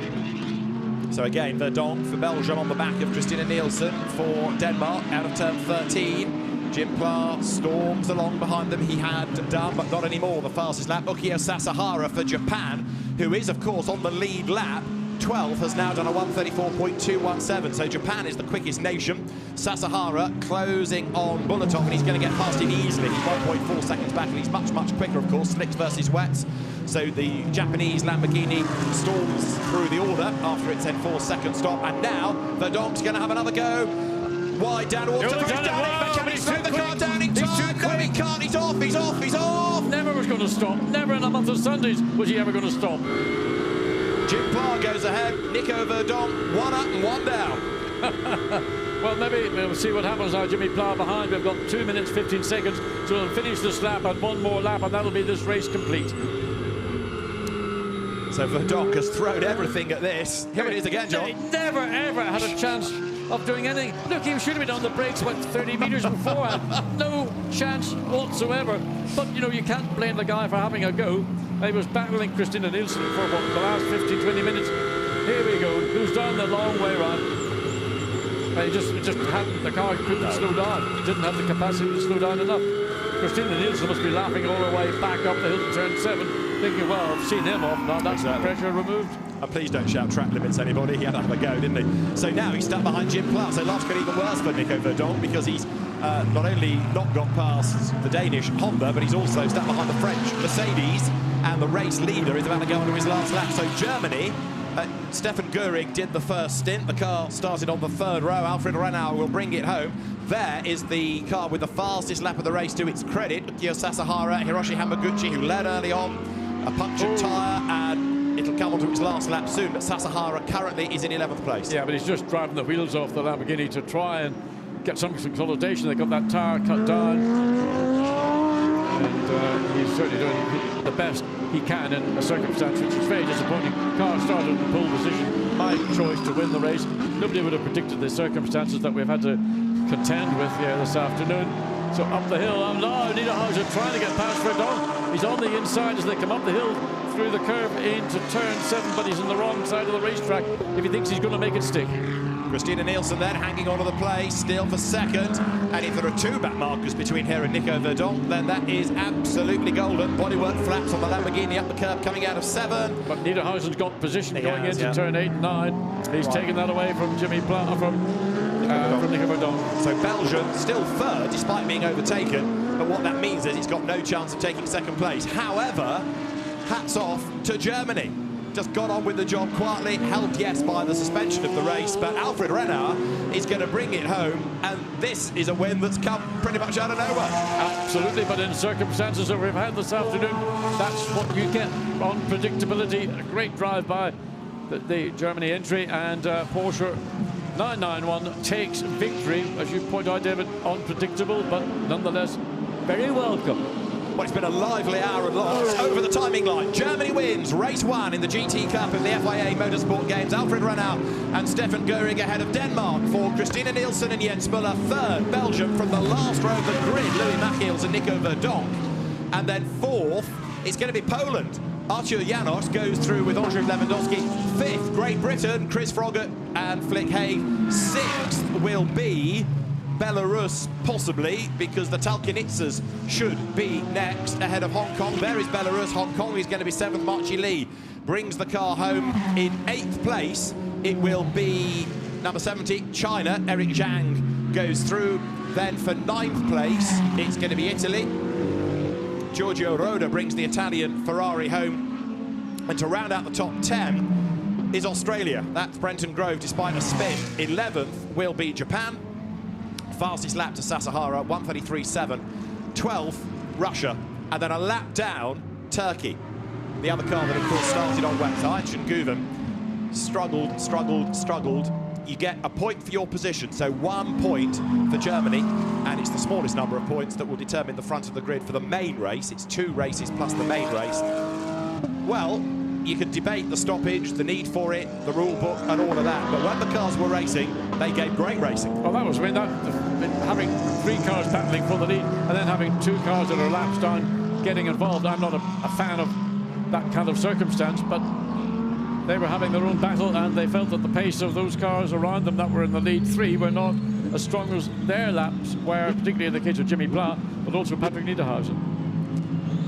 Right, cars will head back to the pit lane, and Alfred Renard and Stefan Göring can celebrate, but had that been a race where everybody had to worry about tyres in the pit window, had we not had the safety car just before the window opened, could have been a very different situation indeed. But as it is, the race is the race is the race. The result is Germany, Denmark, Belgium, the top 3. And bearing in mind that Germany started 5th, Denmark started 7th, and Belgium started 21st, that's your podium. That's quite a result. Let's confirm it. Germany, Porsche, victorious. Denmark, Honda, 2nd.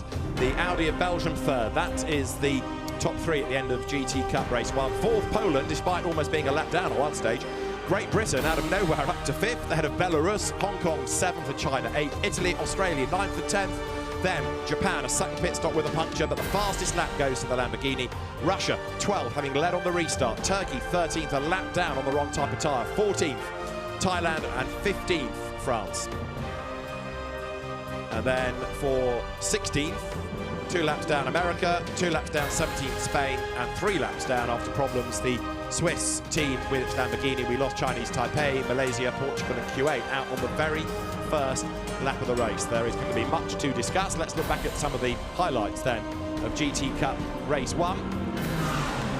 It all blasted away with Hiroshi Hamaguchi taking the race lead, and the cars pouring their way down into the first few corners, with the field having an early safety car period with the Q8 Aston Martin in the wall. We lost early Albert half. Then we lost Portugal. Miguel Ramos squeezed onto the grass, had a big loose. Around he went, bang, into the barrier. That took the rear wing off, and he was out of the race.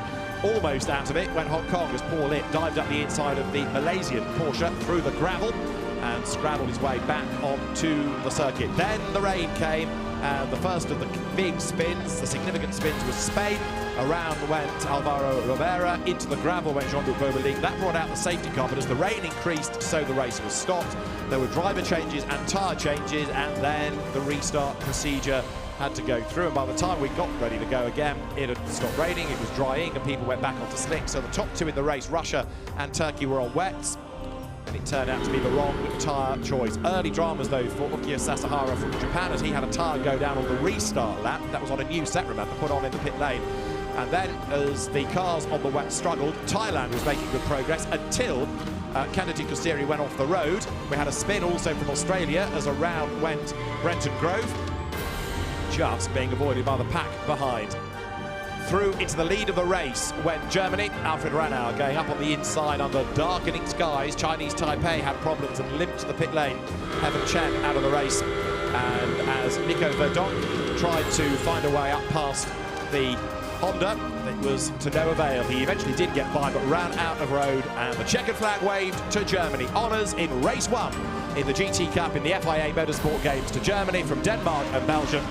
Certainly an entertaining race, a race that had a bit of everything, full of drama, and there are 2 more races for the GT cars here at Vallelunga in this year's FIA Motorsport Games.